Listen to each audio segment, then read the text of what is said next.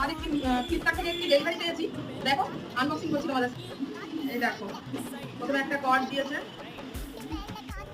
দেখো এই প্রোডাক্টটি এসছে আজকে, অনলাইনে অনেক দেখেছি, তারপরে অর্ডার করেছি। এরকম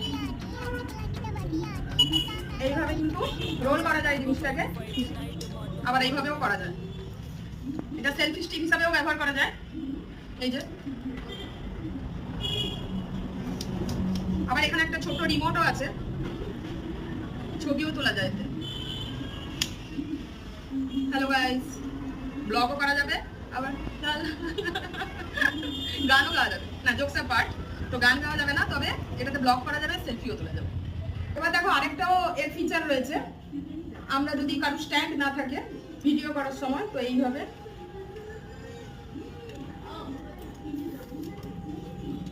এই যে দেখো